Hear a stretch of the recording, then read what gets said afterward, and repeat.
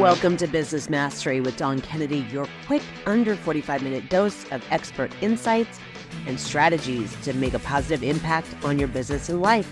Let's get started. Hello and welcome to this episode of the Business Mastery Podcast. Today we're talking about small business cybersecurity, something that has been a hot topic over the last few years. Feels like it's amping up a little bit, but we're going to let George talk to us about that and what we need to be aware of, and then also how to mitigate some of the risk of some kind of cyber issues. So thank you, George, so much for joining me. Thanks, Don, for having me on your podcast. I appreciate the opportunity to talk about something that's a big passion of mine, and as well as I professionally involved in it. Fantastic. Yeah, it's going to be a great episode. So can you tell everyone who you are and who you serve? Yeah, I've been in technology for now a little over 20 years, 10 of which in information security. And I was a director of cybersecurity for one of Minneapolis's leading managed service providers. And during the course of working with clients, I began to realize that a lot of the certifications and a lot of the materials, essentially the entire industry, the cybersecurity industry is very, very much used to be now a little less, but it used to be years ago, much more at an enterprise level to where maybe or government level or DoD level, but the small business owners were basically left to scramble and look out for themselves and patch solutions together and maybe adapt enterprise grade stuff to small business. So I began to realize this is a budding niche, and I jumped into it and haven't looked back. I love working with small, medium-sized businesses and helping them understand their risk and how to make sense of it all and where to start and how to get going and how to get some peace of mind. Love that. So let's just kind of start with what cybersecurity covers. I think, have all been told for the last number of years, don't click any suspicious links or phishing attacks are real. And we know about those things, but this is broader than that. So what all are the risks, not just whether or not, your intern clicks a phishing link, right? There's more to this. What are we talking about here? Yeah.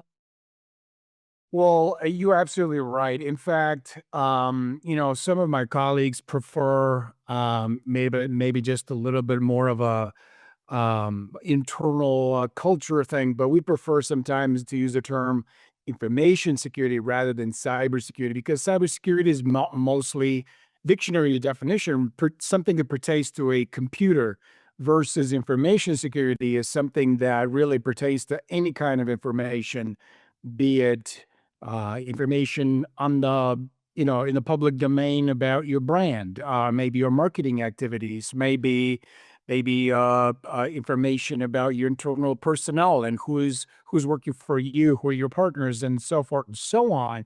And so information security becomes more of an overarching domain that kind of covers finance, and it would protect the various different business assets, like I said, all the way from online reputation to computer systems definitely included. But now we have computers, we have smartphones, we have the cloud, we have just an increasing, expanding what we would call attack surface or different entry points where the bad guys, the criminals, could potentially get into an organization and compromise it and extort money, maybe manufacture a fake invoice and drain finances, or maybe a reputational hit, or maybe something that a lot of people are not thinking about, not even attack you per se, but take over your entire infrastructure and use it to execute malicious campaigns. That's another scenario. Okay, so my jaw just dropped. I was thinking things like, I know there's got to be some people listening in who are like, well, we don't store customer payment information, locally. We use third parties for all of these other things. So obviously we're not at risk, but it sounds like everyone's at risk. I would say risk is risk, and information security risk is one of the important risk um, domains, and that any organization would have to look at, what is our risk, what is our exposure financially, what's our risk competition wise, market wise, so forth and so on. That will be your one of your risks that you would need to account for. And pretty much, it used to be that information security is kind of tucked underneath IT, where sometimes it still is. But in the last decade, that's changed quite a bit to where now, like, I'm a certified virtual chief information security officer simply because a lot of small, medium businesses really can't afford a full time person like myself. So we would just work with the business to where we'd help size kind of like the engagement, and that's why we call it virtual. Some people call it fractional. But at the end of the day, the same way you don't want to become an expert in finance, you get yourself a CFO and they handle the finance. And CIOs, the chief information officer, is really responsible for uptime so that systems are working. But the CISO would be responsible for the entire security domain. And because of the large and increasing complexity under the security domain, the CIO and the IT, it's unrealistic to expect that the CIO and IT would actually understand the growing threat landscape, the all the issues that whole entire domain involves. And so they're now kind of like go hand in hand.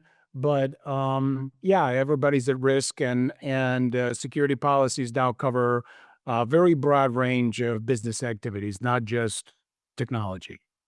Right. Before we started recording, I had mentioned to you, it's just anecdotal, but in our coffee roastery company, we always have an insurance audit done to make sure that we have enough coverage. And we just recently had one done. For the very first time over 5 years, we've had policies with this amazing agent. But this time they were like, yeah, this is now starting to become a standard business inclusion in a regular business policy is this idea of cybersecurity or information security. Whereas for years, it was always a separate policy. And I guess they were looking at, what your risk was out there, before. Whereas now, I guess they really, even the insurance industry is seeing this Yeah. as almost a universal risk, or it wouldn't possibly be in most just flat business policies. I mean, obviously, you customize your policy, but it was interesting that was offered because again, you sit back and you go, well, we don't have that stuff here. Why would they? But I want to ask you a few points about some of the actors that you talked about. And one of them was competitors, and one of them was somebody taking over your system to generate invoices and things. How does that stuff even happen? And why would your competitors come after your systems? This actually happens a lot more than what people realize. I'll give you an example. For example, one of my customers, because I am their VC, so and I'm responsible for the entire system, they had suffered a breach before I came on board. But because it's kind of funny, I do a monthly business roundtable, and sometimes when people come, I asked them right up front. I said, "Okay, so how many of you, four, five, six, seven, eight people, whatever, small group? Like the whole point is just to have a peer level discussion." So I'm like, "Okay, the world or my universe divides in two kinds of people: those who have experienced the breach and those who haven't." Because I find the people that have actually experienced the breach, whether it's a minor or more severe, it's very real to them. They know that they were one of those people, they were, like, hoping this would not happen, and then when it happened, they're like, "Oh, yeah, this could definitely happen. It could actually happen over and over again," because the recurrence rate, believe it or not, people that got breached, the recurrence rate is actually very high. So once they breached you, they wanna come back and hit you again, right?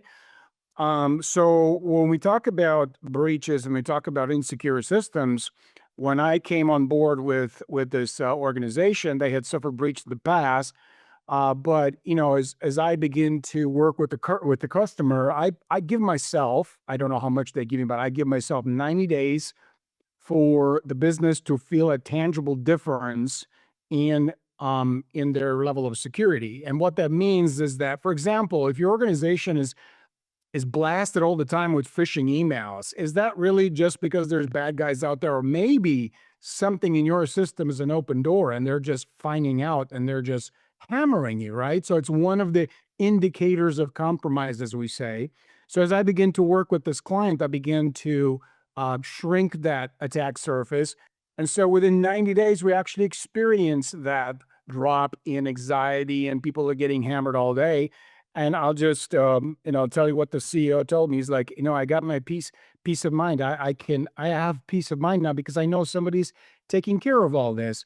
To go back to your question, yes, bad guys would come in sometimes and find a vulnerability, and they would take over a system, maybe the domain name, maybe the cloud infrastructure, maybe email, maybe all of the above.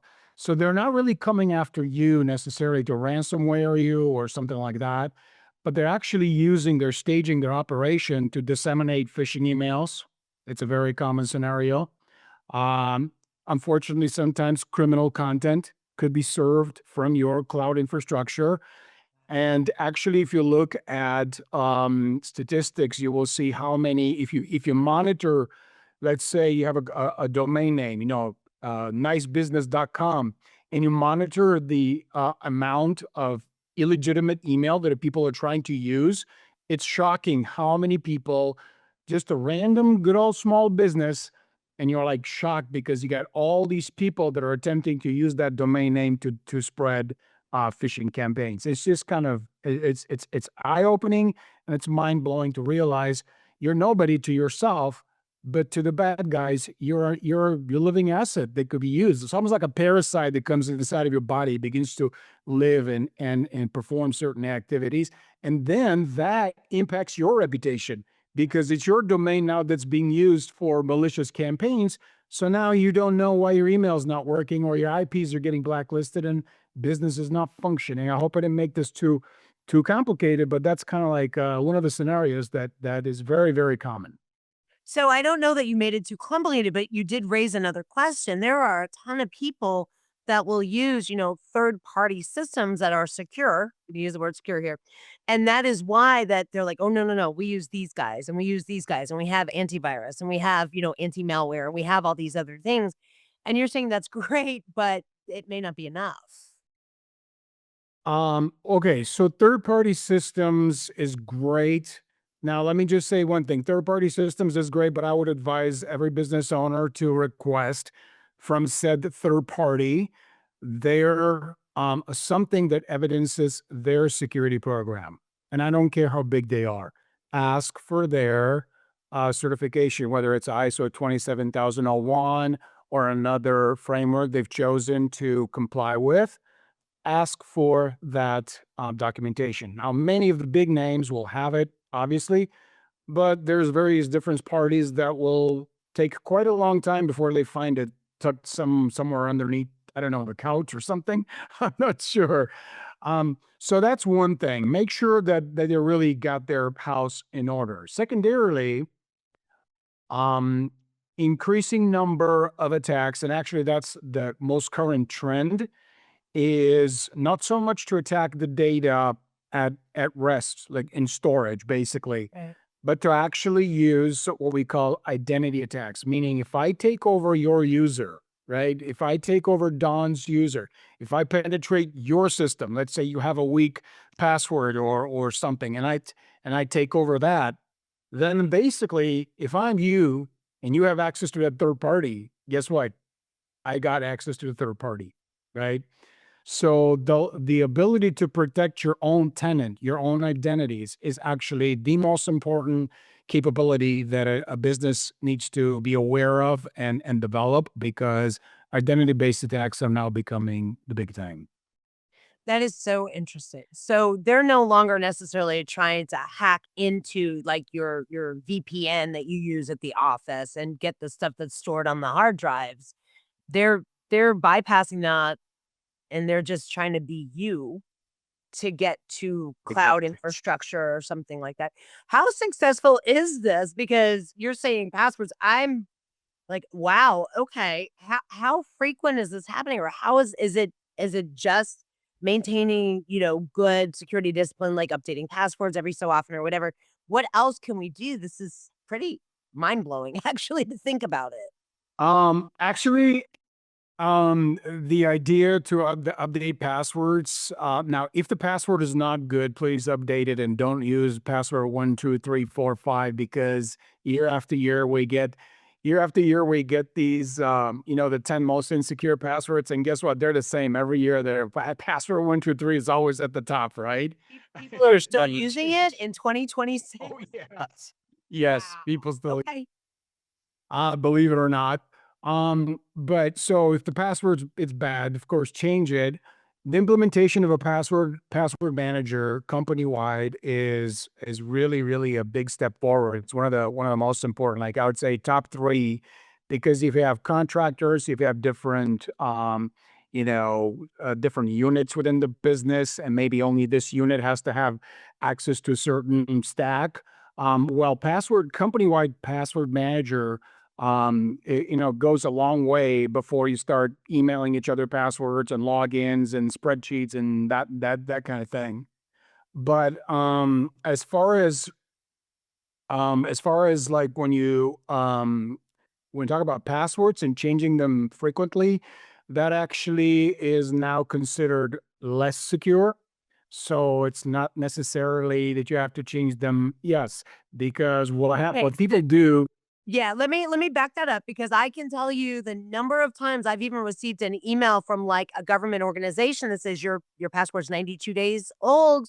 You need to update your password before you can pay your sales tax or you can log in and download your policy, whatever.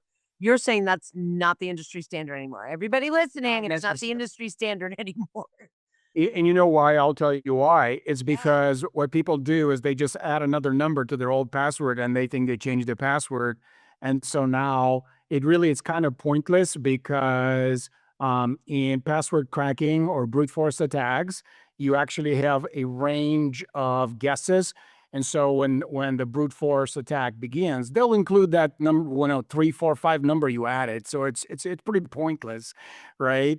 But what I was going to say, beyond the password being complex, and that's okay to have a complex password. And I'm not necessarily, and I don't think anybody's dogmatic as far as, you can have your password policy. Every organization needs to decide how much risk appetite they have, like, 90 days, 60 days, whatever it is.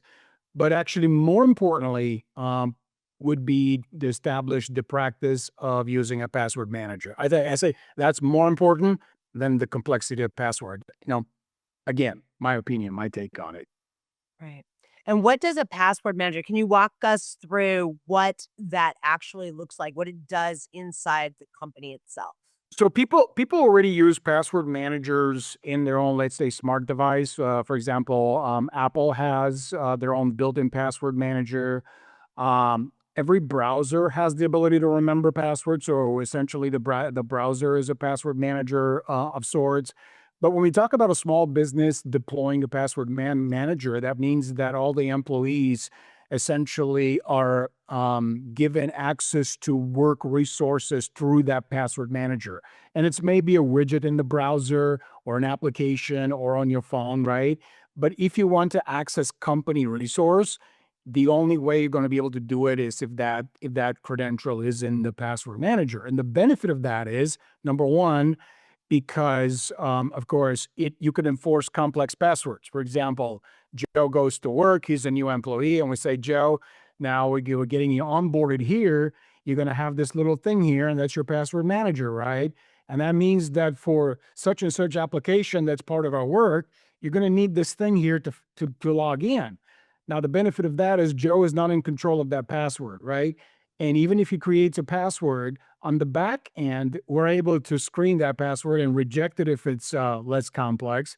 Also, if it leaks on the dark web, we're able to screen those passwords and find out if Joe was compromised so we can force that password change. So there's a lot of, but basically you have control over the credentials management for the entire workforce, and you can assign only certain access because one of the security principles is least privilege. So in other words, on the need to know basis, you are given only so much privilege that you need to have access to.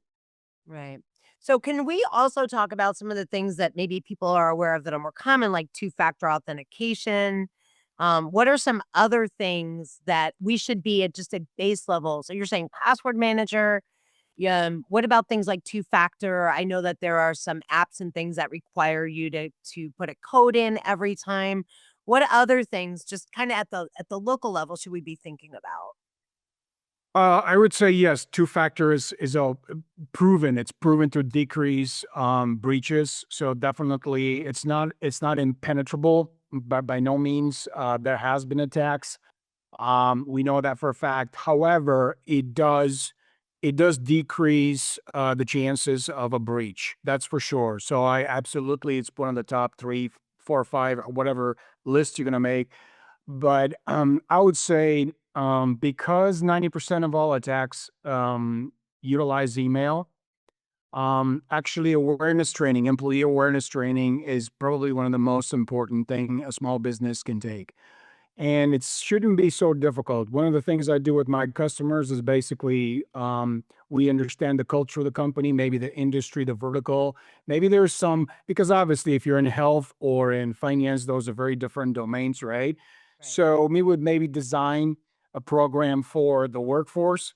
We would maybe then design a different program for those that are with elevated privileges in organizations, the CEO, the C suite, right? Because they may be maybe attacked differently, right? So we will educate them on different things. And I would say the human firewall, the workforce, the people is actually the greatest vulnerability, and that could be flipped around to being the greatest asset because a well-trained workforce, people who have been trained how to watch out for the different signs, that actually is a very, very important factor in our defenses because the email compromise or phishing email rather actually exploits our distractedness. Maybe we're tired, maybe we're just not aware of what kind of things are going on, and so through that relatively simple thing, click on a link, right? It actually opens up the door for various attacks. So educating the workforce, awareness training, and a good awareness training shouldn't be too complex. It should begin to raise the level of awareness, decrease the risk. It should be measurable. We should have the ability to kind of see who is excelling, who is not. We should be able to reward people that are doing well, and not punish or shame people that are clicking always on the bad links, but kind of work with them and understand what's going on here, and maybe help them understand what the problem is. So let me ask you this. You're saying, let me just make sure I got this. 95% of the malicious attacks come through email. So what? Around 90%, not Yeah, 95, but around 90%. 90%. Okay. So what about the things like the spam filters and the things that we have settings in our they get around those too? I mean, this I'm Yes. sitting here just gobsmacked because I was more worried about things like our customer data, but we don't store it locally. We use third parties for things. So, but that wouldn't matter. We would still be a target because they want to take over our domain and pretend to be us. I'm gobsmacked. I guess I thought when we were starting, this was going to go in a different direction today. So what about all of those things that because they sell you filters, they sell you settings, they sell you, like, even the third parties will sell you enhanced Yeah. security things. So you're saying Well, it's they're still getting around that? Like, well, yes, because I and know the audience has got to be thinking like me right now, like, holy moly, what are we doing? you know, I know, and really, here's what. Hold on to your chair now. So, um, some maybe I would say probably about 3 years ago, Trend Micro came out with the statistic that there are 16,000 security solutions on the market 3 years ago. Okay. Wow. I believe now that number is over 30 some. So it's doubled. So in the last only 3 years, we have over 30,000 solutions. Okay. So that's all of your security apps and filters. And like you said, all those different things. So one of the problems actually we run into with a small business owner, let's say I own a business. I'm like, oh, I got, 30, 40, 50, 100, 300 people or whatever. Where do I start? You got 30,000 solutions. What do I throw at this problem to make it go away? Right. And so, first of all, it has to do with, very, very important thing. Start somewhere. Okay. it's better to start somewhere than not to have done anything. So if you think you're overwhelmed, you're like, I don't know, we're just hoping we're not going to get hacked. That is really the worst thing to do. If you ask me, because I've chosen to do this, having a strategic advisor actually to come alongside of you to understand your business and identify where you're at and where you need to get started is probably one of the smartest things you can do. Because if you rely on an internal resource who's maybe just good IT guy, but maybe they're not trained with security, they'll come up with like, oh yeah, you should get this widget. Well, there's only 30,000 widgets. Which one should you get? Right? So one of the most important and probably prudent thing is to just really understand where you at. That's why we start everything with the security assessment. Let's really learn what you have, what kind of assets you have. Let's see what kind of risk there is. Let's give you a score, kind of like using a score similar to like credit score. Right. And then let's find out what issues we have going on. Let's prioritize and let's put you on track here over the next quarter period of time. Depending on the budget, we're going to prioritize and we'll start decreasing that risk. So it's not about really making the risk go away. It's about getting on the right track and starting to lower it and manage it better and bringing it down to a manageable level. Right. Yeah, I want to say when we think cybersecurity, I knew most of the things were at enterprise because that's what you hear on the news all the time, right? That ransomware, you get the letters in the mail that say, "Hey, we're so sorry, we discovered a breach 6 months ago. Yep. Here's your letter in the mail. Sign up for free monitoring on your credit report." So we do see that that does happen, but to find out that small businesses would be targeted not because of their assets, but because of their reputation is mind-boggling. Um, Yeah. what do they look Well, right now, currently, 2026, over 40% of all cyber attacks are small business. And when you think of the sheer number that represents, over 120 million small businesses in the United States, right? You're talking here an incredible amount of businesses actually that are being attacked all the time. And because of small business can actually be put out of business because of a cyber attack. Oh, yeah. And there are various things. It could be just a pure financial hit. If somebody gets hit with $100,000, a lot of businesses can't handle that. They have to shut down, right? Um, if sometimes you have situations where, unfortunately, let's say illegal content was hosted on your servers or in your environment somehow, and that came out. Some people, because they don't have an advisor, cybersecurity advisor like myself, to really help them. What happens when you have a breach? That's another good question. Do you have a plan? Do you have an incident response plan? Have you tested the plan? Does your team know what to do? A lot of people instinctively, because they want to be the good citizen, they're like, oh, we're going to call law enforcement, right? Well, sometimes what law enforcement would do, they would come and they'll just shut you down before they figure out what they're going to do. Well, if they shut you down for 6 months and you can't operate, guess what? You're going to go out of business. Yeah, you're out of business. You are out of business. So there is actually, even with a breach, you really need to have done some homework on what are we going to do? What's our plan of action or incident response plan? Are we going to call first insurance? Are we going to call our attorney first? Are we going to call who do we call first? How do we communicate about this internally, externally? So there's all these implications, and these days, pretty much every business is in technology business. If you have people, computers, online accounts, you're a technology business. You're managing technology, right? So that's why with the virtual CISO offering, we come alongside a business and we're like, look, this at the strategic level will help you understand what's going on. So you're not throwing money at solutions. You're not throwing money at just the cybersecurity analyst who can configure a firewall but doesn't know all the other aspects of the risk.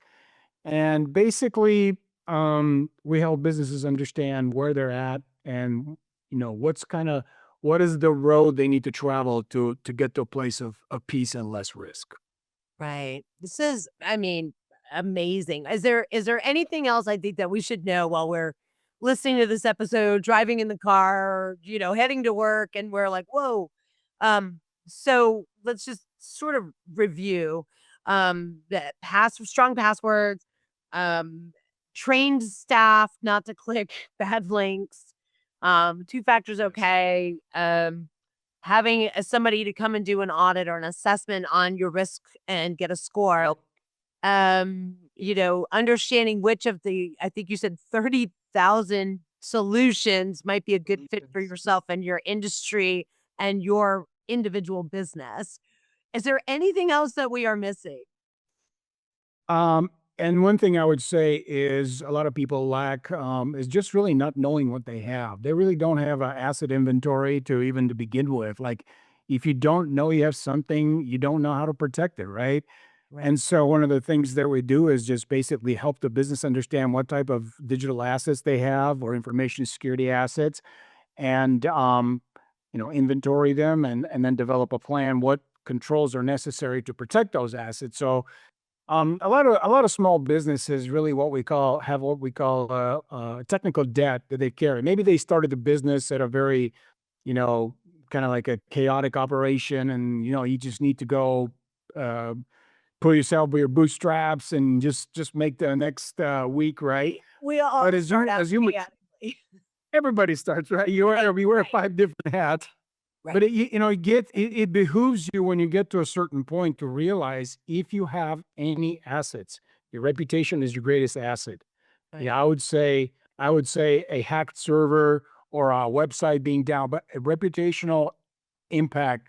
How do you put a dollar amount if all of your customers start feeling like, well, I don't know if the next transaction, you may know you're using a third party, but if your website gets defaced and someone takes over and they're blasting a whatever message, or if your database of customers gets leaked and now they're feeling like, well, why should I do business with this person when I can go elsewhere, right?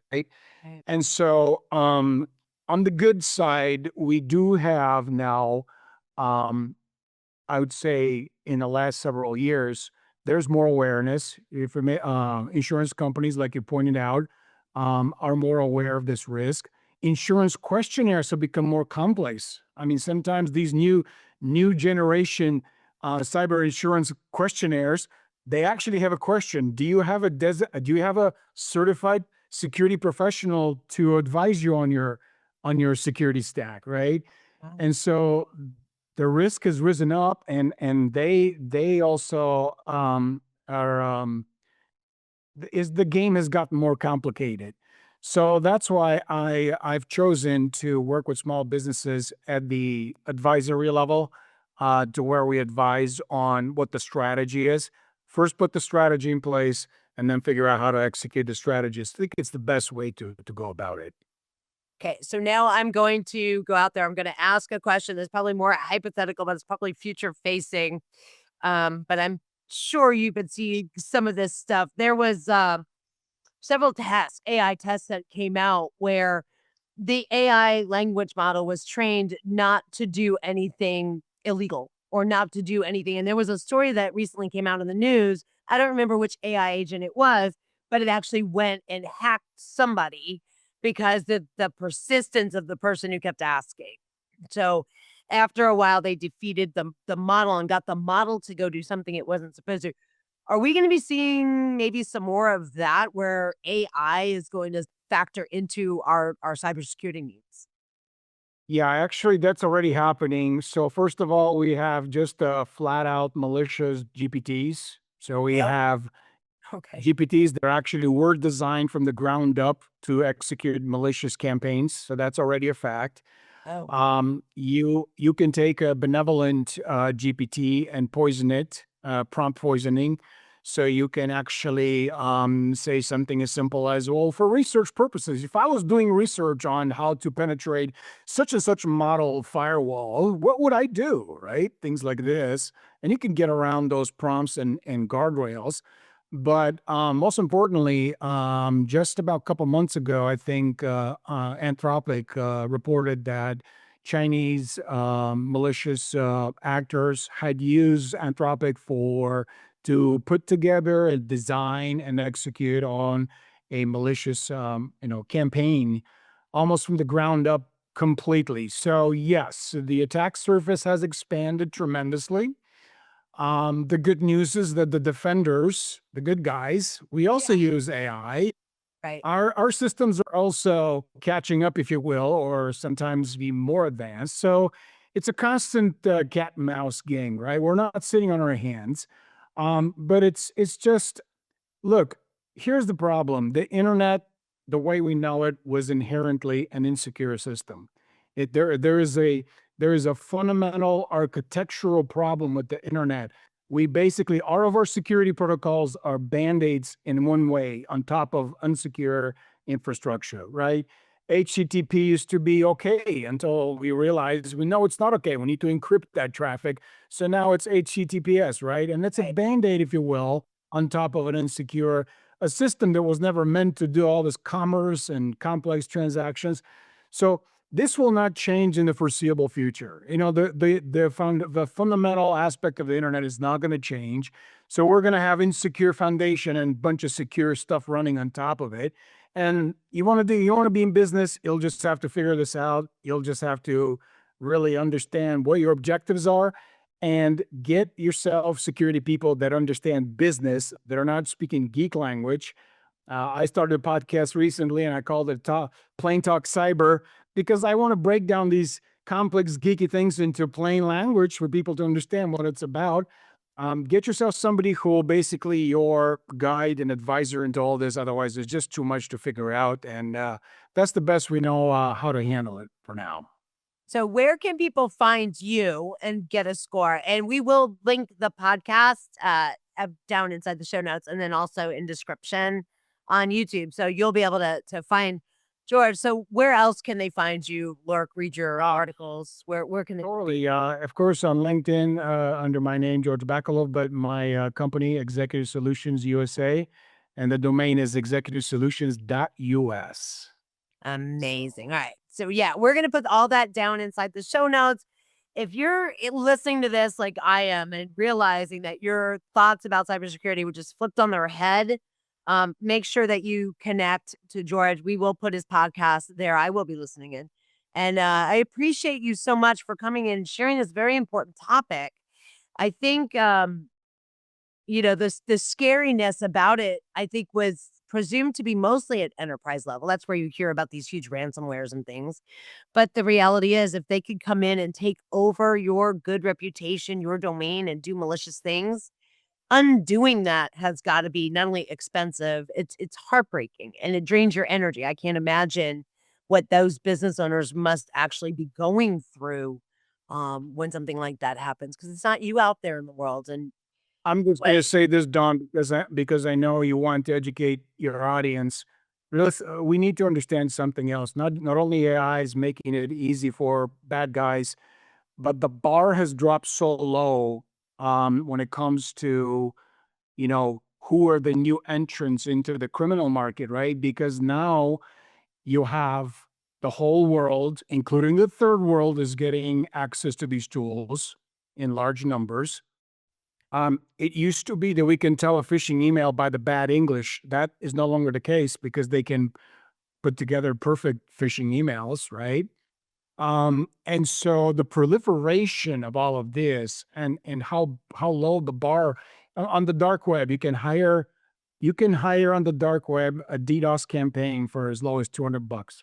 So you have a competitor, you can hire somebody for $200 and like take down somebody's website just because. And those attacks have not gone away. DDoS attacks have not gone away. They're still happening all the time. So like I said, it's not about fear. It's about accounting for actual risk and having a plan. The most indefensible thing is not to have a plan.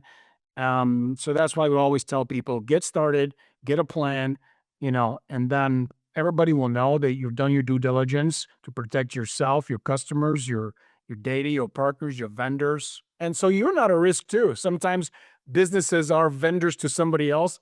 Imagine you being the actual entry point into somebody else's problem and then coming back for you and going after you because you were used or your infrastructure was used for them to get taken down. wow. So much to think about. Such a full episode of goodness and things to take away. Thank you so much for coming on here and sharing this. Absolutely. All right. We'll talk to y'all next time on the next episode of the Business Mastery Podcast. Take care. Thank you so much for listening to this episode of the Business